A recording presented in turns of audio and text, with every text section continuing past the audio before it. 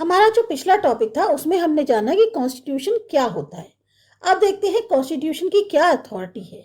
अभी हमने कुछ फंक्शंस जो हैं वो आउटलाइन किए जो कॉन्स्टिट्यूशन परफॉर्म करता है। ये फंक्शंस बताते हैं कि ज्यादातर सोसाइटी जो है उनके पास कॉन्स्टिट्यूशन क्यों है। बट और भी 3 ऐसे क्वेश्चंस हैं जो हम कॉन्स्टिट्यूशन से संबंधित पूछ सकते हैं। कॉन्स्टिट्यूशन होता क्या है, कितना असरदार होता है, और क्या कॉन्स्टिट्यूशन बिल्कुल पूरी तरह से जस्ट है। ज्यादातर कंट्रीज में कॉन्स्टिट्यूशन जो है एक तरह का डॉक्यूमेंट है, कॉम्पैक्ट डॉक्यूमेंट है, जिसमें बहुत सारे आर्टिकल्स हैं स्टेट से लेकर, और जो स्पेसिफाई करते हैं कि कैसे स्टेट को उसका गठन होना है और कौन से नॉर्म्स उनको फॉलो करने हैं। जब हम कॉन्स्टिट्यूशन के बारे में पूछते हैं किसी भी कंट्री के, तो हम जो है इस डॉक्यूमेंट को रेफर कर रहे होते हैं। पर कुछ कंट्रीज जैसे यूके है, वहां पर कोई सिंगल डॉक्यूमेंट जो है हम उसे नहीं कह सकते कि वो कॉन्स्टिट्यूशन है। वहाँ बहुत सारे डॉक्यूमेंट्स हैं और डिसीजंस हैं जो मिलकर लिए जाते हैं, उनको माना जाता है कॉन्स्टिट्यूशन। तो हम ये कह सकते हैं कि कॉन्स्टिट्यूशन जो है एक डॉक्यूमेंट है या सेट ऑफ डॉक्यूमेंट्स है जो परफॉर्म करता है फंक्शंस को, जिनके बारे में को हमने भी मेंशन किया। पर बहुत सारे कॉन्स्टिट्यूशंस पूरी दुनिया के अंदर खाली पेपर पे हैं, वो सिर्फ वर्ड्स है जो कि एक पार्चमेंट पर एक तरह से लिखे हुए हैं। सबसे महत्वपूर्ण सवाल ये है कि कितना असरदार होता है कॉन्स्टिट्यूशन, कौन इसे असरदार बनाता है, कौन इंश्योर करता है कि इसका सही मायने पे असर हो रहा है लोगों की जिंदगी पे। और कॉन्स्टिट्यूशन को इफेक्टिव बनाना बहुत सारे फैक्टर्स पर निर्भर करता है। सबसे पहले देखते हैं मोड ऑफ प्रोमलगेशन क्या है। इसका मतलब ये है कि कैसे कॉन्स्टिट्यूशन जो है वो एग्जिस्टेंस में आया, किसने कॉन्स्टिट्यूशन को क्राफ्ट किया और उसके पास कितनी अथॉरिटी है।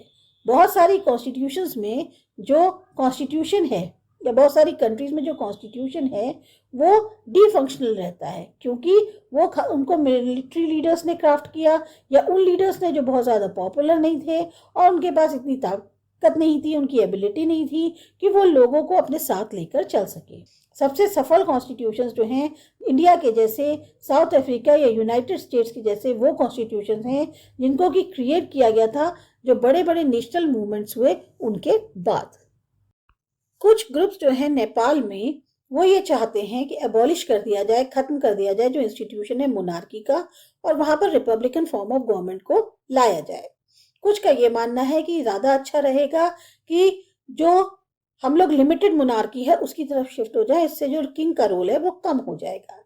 किंग खुद भी तैयार नहीं है पावर्स को छोड़ने के लिए, उन्होंने सारी पावर्स ले ली थी 2002 अक्टूबर में। बहुत सारी पॉलिटिकल पार्टीज और ऑर्गेनाइजेशंस डिमांड कर रही हैं एक नई कॉन्स्टिट्यूएंट असेंबली का गठन किया जाए। जो कम्युनिस्ट पार्टी है नेपाल की वो सबसे आगे है संघर्ष में, ताकि एक चुनी हुई जो कॉन्स्टिट्यूएंट असेंबली है वो बनाई जा सके। फाइनली बहुत ज्यादा जब पॉपुलर विरोध हुआ तो किंग ने जो है एक गवर्नमेंट जो है इंस्टॉल करी जो कि सभी एजिटेटिंग पार्टीज को मंजूर थी। ये गवर्नमेंट ने सारी किंग्स की सारी पावर्स ले ली और अब सारी पार्टीज ये कोशिश कर रही हैं कि किस तरीके से कॉन्स्टिट्यूएंट असेंबली को बनाया जाए।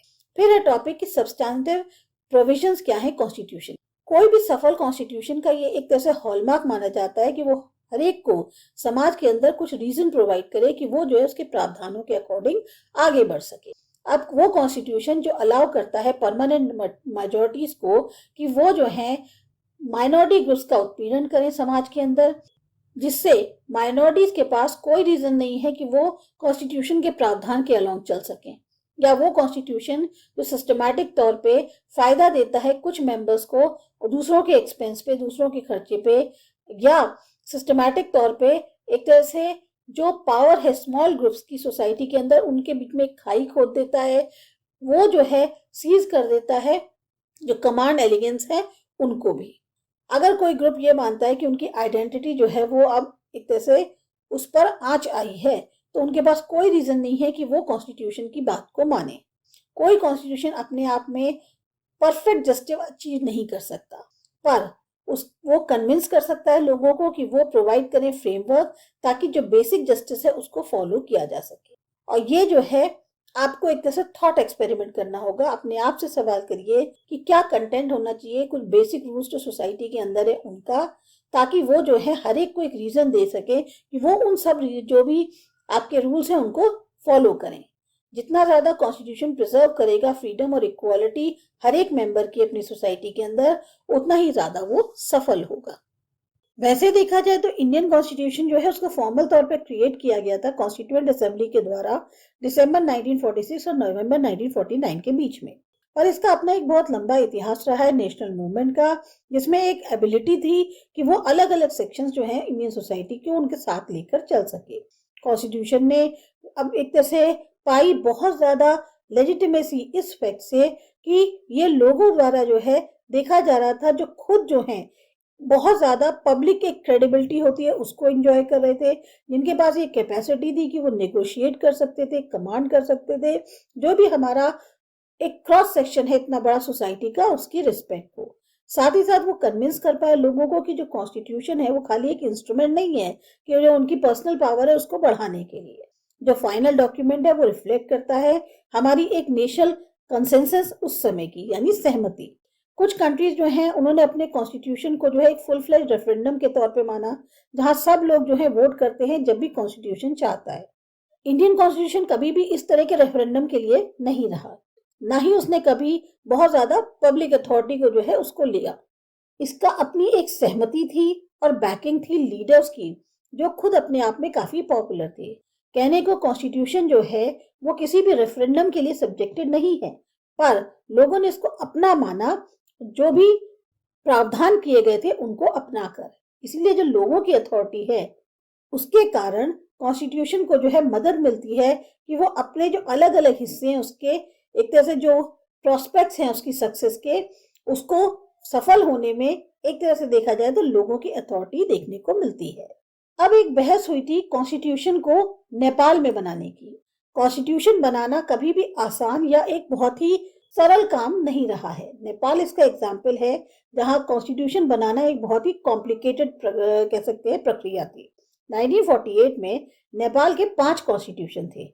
1948 में, 1951 में, 1959 में, 1962 में और 1990 में। तो देखा जाए कि 1948 से लेकर 1990 तक में अब तक नेपाल के 5 कॉन्स्टिट्यूशन हो चुके हैं। पर ये सारे कॉन्स्टिट्यूशन जो थे ये ग्रांटेड थे किसके द्वारा? जो किंग थे नेपाल के, उनके द्वारा। जो 1990 का कॉन्स्टिट्यूशन था उसमें बहुत सारे मल्टी पार्टी कॉम्पिटिशन आ गया। अब कहने को किंग जो है वो कंटिन्यू कर रहे थे कि फाइनल पावर्स उन्हीं के हाथ में है।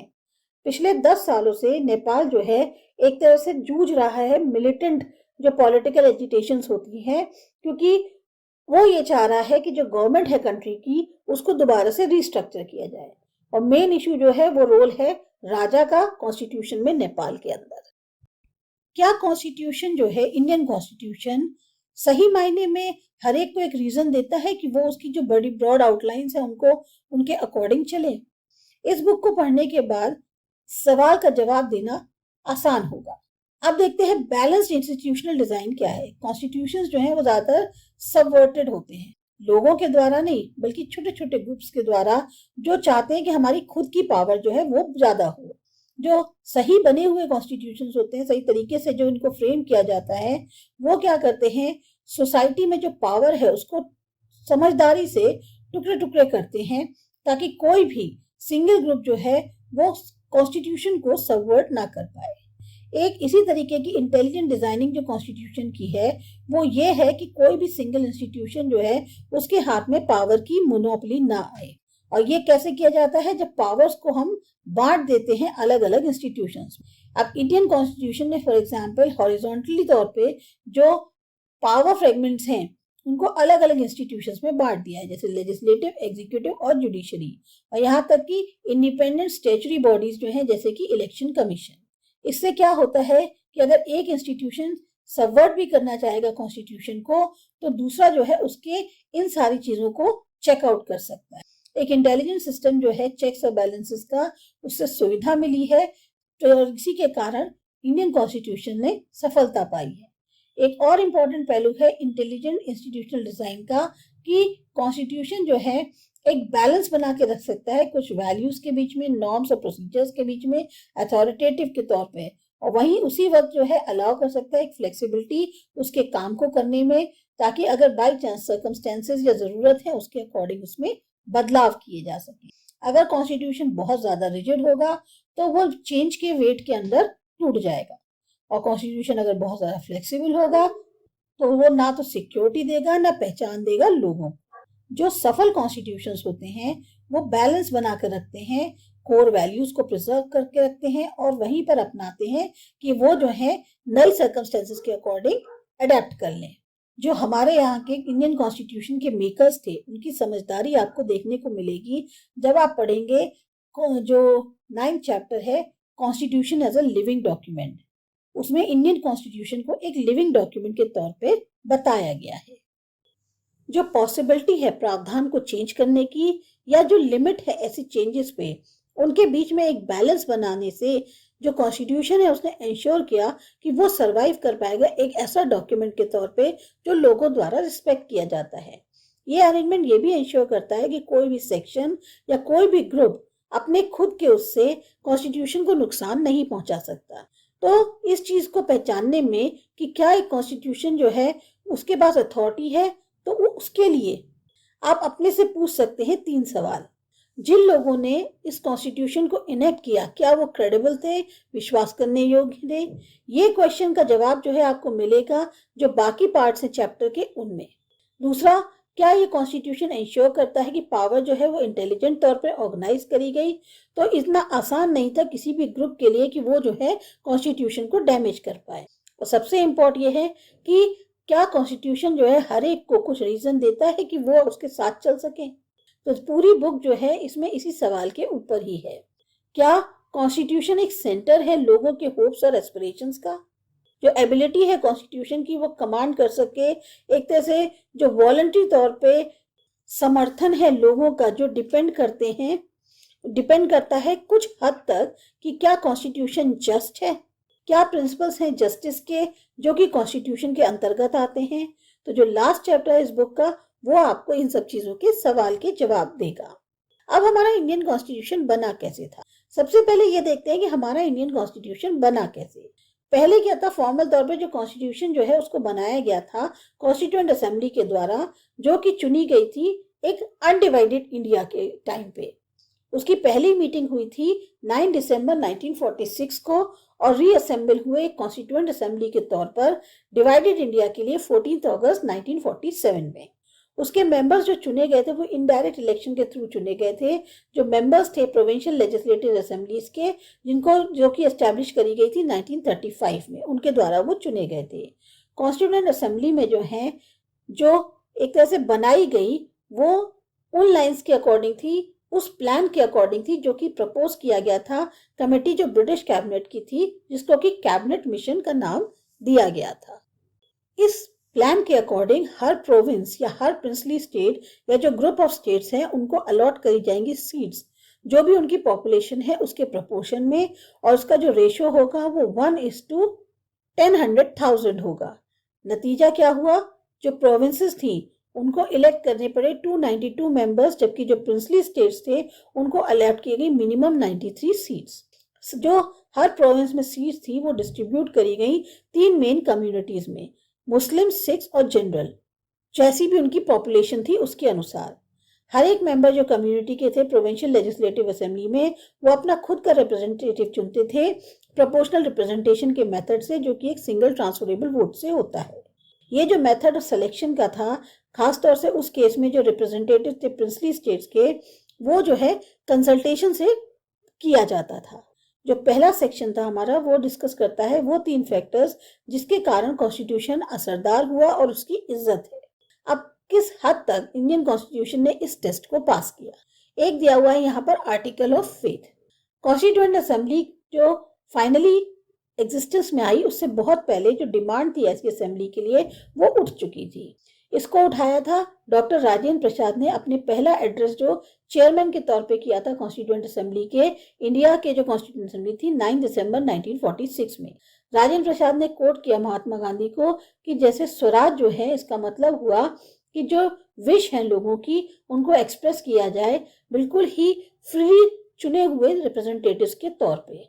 उन्होंने कहा कि जो आइडिया है कॉन्स्टिट्यूएंट असेंबली का वो एक तरह से आर्टिकल है फेथ का, जो भी पॉलिटिकल माइंडेड क्लासेस हैं कंट्री की उसके लिए, उन सब के लिए एक तरह से ये आर्टिकल और फेथ माना जाएगा, ऐसा डॉक्टर राजेंद्र प्रसाद का कहना था। अब इसके बाद नेक्स्ट आता है टॉपिक कॉम्पोजिशन कैसा है कॉन्स्टिट्यूएंट असेंबली का।